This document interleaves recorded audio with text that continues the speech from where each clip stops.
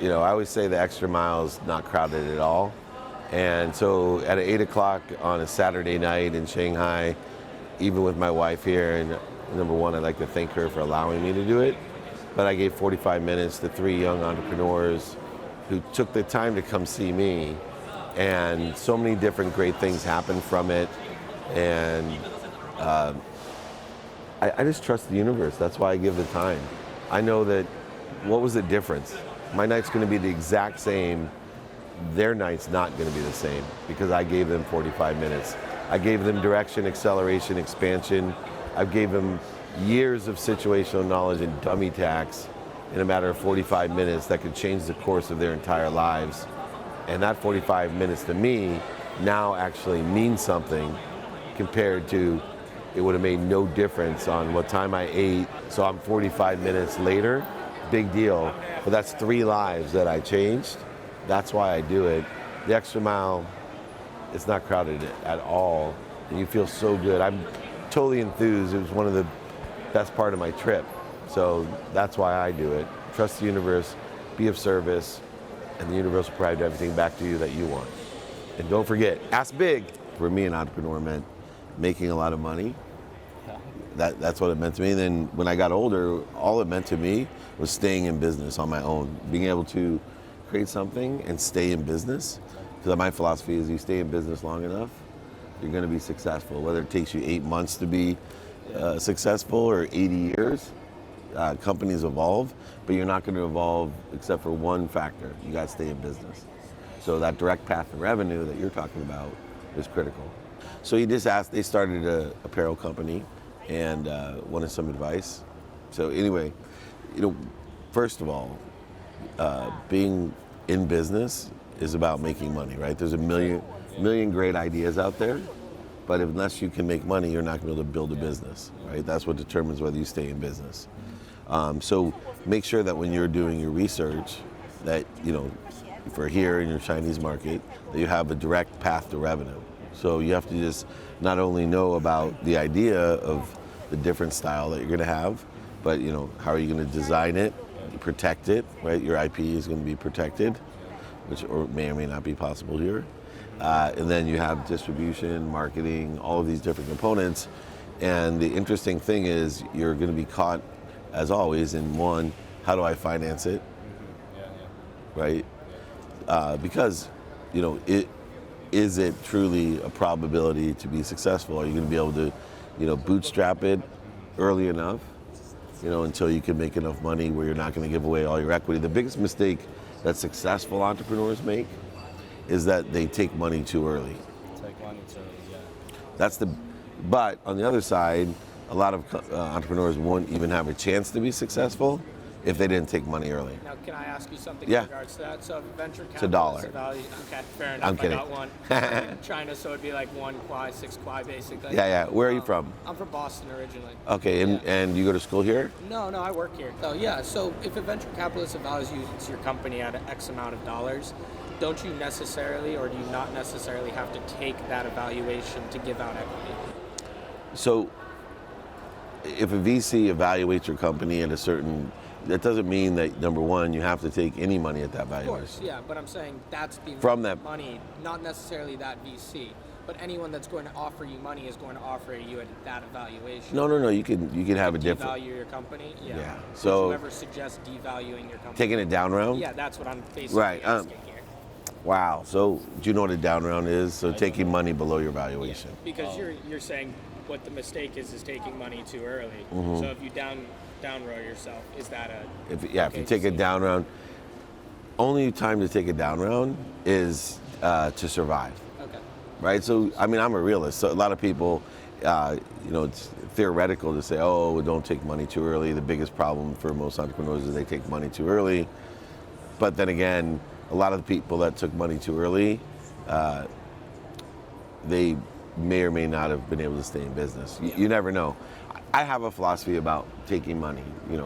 One, fight taking money until you really have to, and then two, when you are raising money, or I think it's true doing anything in life, people, they have the wrong energy. I'm an energy guy. right? You follow me. So, yeah. So most people have the wrong energy about no, right? They don't like to take no as an answer. They quit after so many no's. They listen to the you are this instead of I am. You know, I always learned from Ray Lewis, a football player in the United States. He said, you know why eagles fly higher than all the other birds? Pigeons all fly together, right? They do, because they... That he played for the Ravens. Right, exactly, it is. But you think about it, all these pigeons you can't fly that high, you can't fly that high. The eagle doesn't listen, right? He just flies that way. Well, the same energy goes, in my opinion, with people who say no.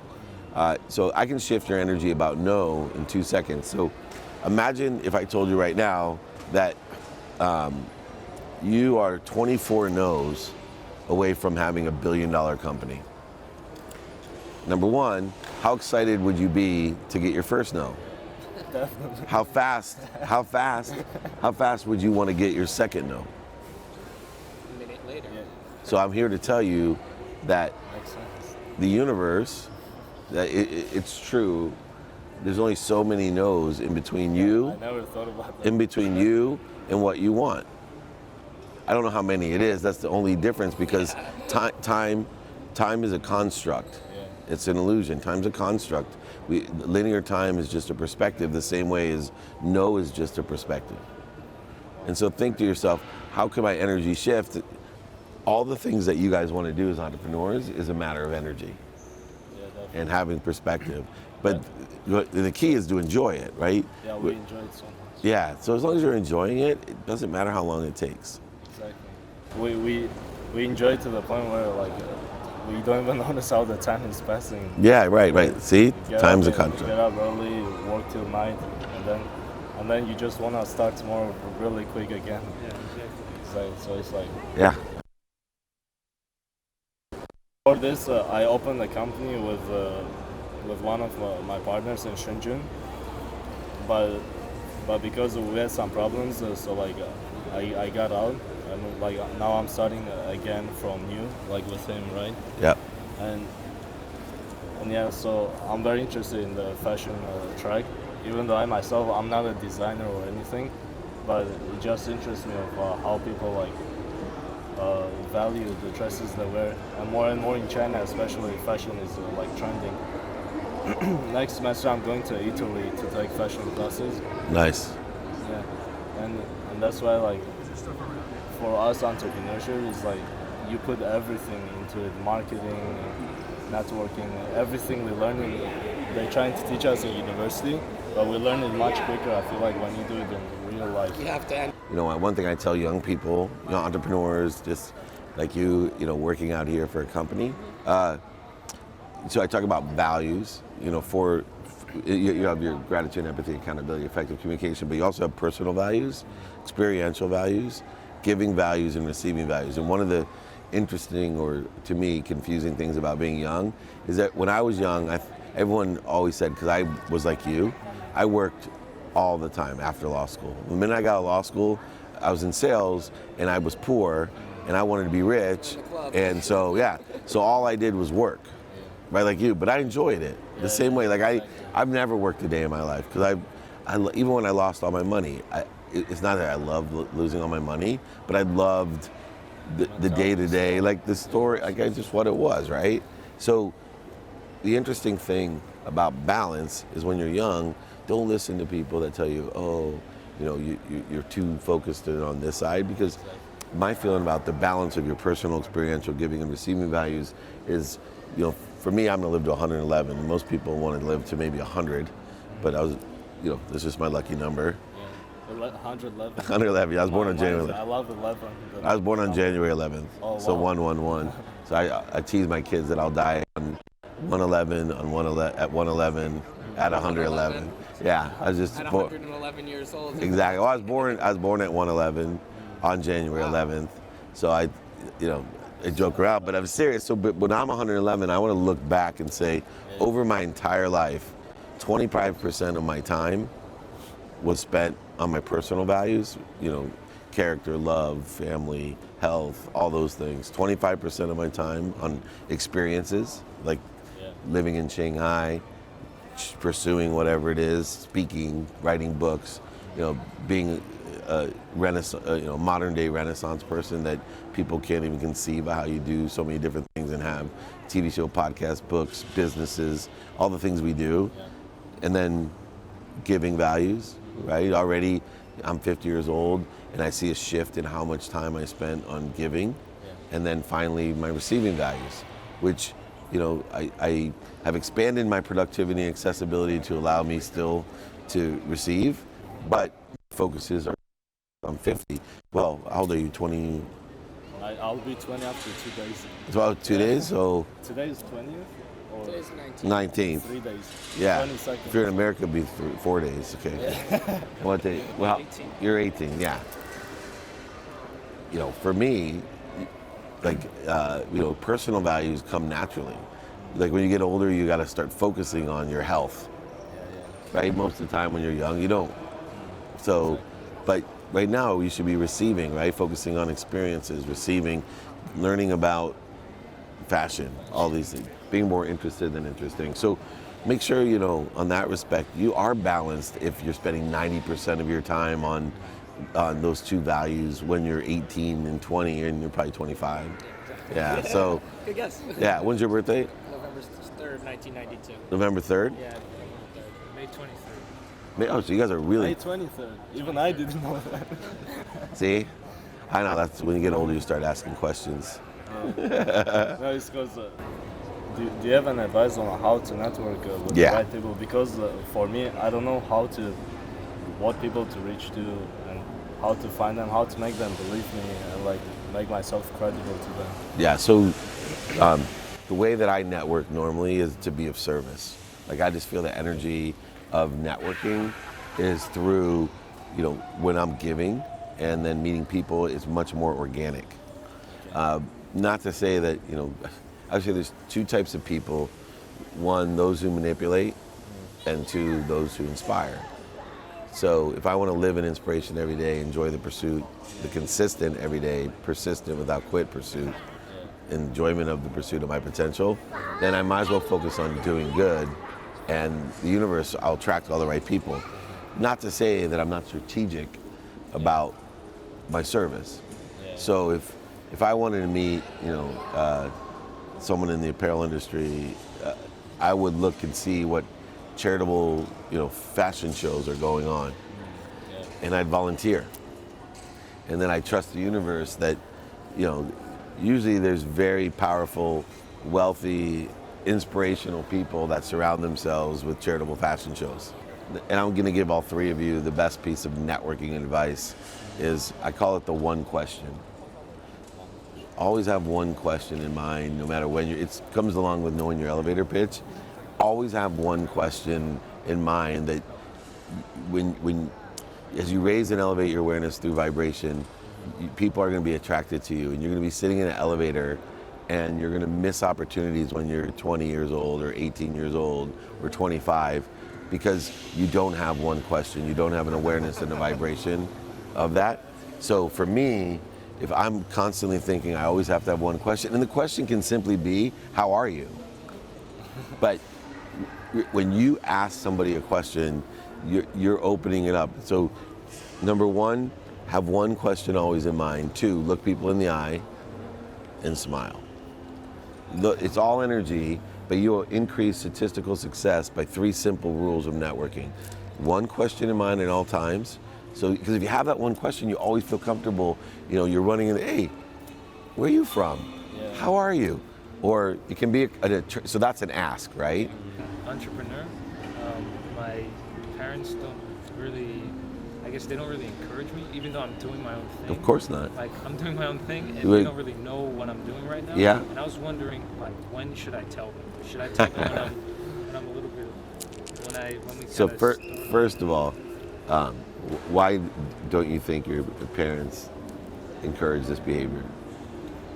I think it's because they don't want me to fail. They're scared of me failing because they spend a lot of time and money putting me through school, and they just don't want me to detract from that. So there's two reasons for everything to happen, and right? The word relative means what? Approximate to one another. So that's why the word came out. And so the people that are most closest to us, we call relatives, right? We'll even make up names when, I meet a lot of kids that are disadvantaged and have lost their parents, or their parents, right? They're in bad, and they'll call a sibling or a close friend or their foster parent or someone, right? Mom. Well, mom's probably the most relative person in your life, because that's who gave birth to you. Yeah. And there's no one who will care for you more than your mom. And the reason your parents, or your perception of your parents, that they should or shouldn't support you, is two things. One, their ego. They're not they think they're living for you, not through you, right? Through you. My kids live through me, not for me, right? If I take the perspective that my kids, They live vicariously through you. yeah, they live through me. It's ego. A need to be right, a need to be offended, a need to be superior, inferior, separate, a need for guilt, a need for fear, a need for anxiety. All of these things are ego-based. And so because they're so relative to you, and sometimes it manifests itself, I've invested so much into you, money, time, resources, right? The truth is, all they want you to do is be happy. So if they think somehow their baby Akbar is going to be hurt, and being a parent, getting married, getting old, are three things I can never explain to you. No matter how much time we had here to mentor you, you never will know what it's like to be a parent until you are one. And so I just stopped trying to explain it to people. But I don't live in any fear, right? I know ego and time are the two things that I have to be aware of. That any time that my ego gets in my own way, or time. So for you, you have to realize your parents just want you to be happy. So whenever you're comfortable explaining whatever activities you have in a manner that can make your parents feel as if you're safer, it's better for you, all their intention. I'll give you an example of what I started doing to my mom. I'm 50 years old. I'm doing my 50 for 50, so I love my birthday. I celebrate all the time, all year round, all over the world. But for me, I noticed my mom, she would call me so that I would prove to her that, one, I loved her, and two, I appreciated her. And I'm sure your parents want to know that you love them and appreciate them. That's why you're afraid to tell them that you're doing something that may hurt you. You need to convince them that it's helping you, even if you don't have the economic success as early as they want. If every entrepreneur listened to their parents, we would have no progress. I also think, it's okay to articulate to your parents, what do you want from me? You want me to be healthy? Yeah. Well, I know that this is what makes me happy, and I'm doing everything to be healthy. Unlike other kids that are going out every night partying, I'm working. Exactly. I'm doing this. You want me to be happy? Nothing in the world makes me more happy than doing this. Whether or not it makes money is irrelevant.